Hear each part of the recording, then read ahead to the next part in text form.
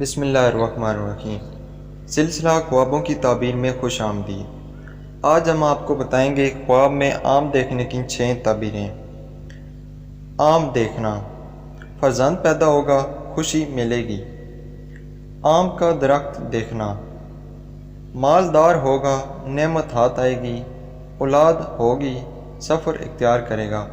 یہ تمام تعبیریں آم کا درخت دیکھنے کی ہیں۔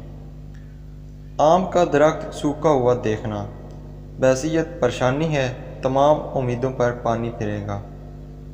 آم کسی کو دیتے دیکھنا، جس کو دے گا اس سے فیض حاصل ہوگا۔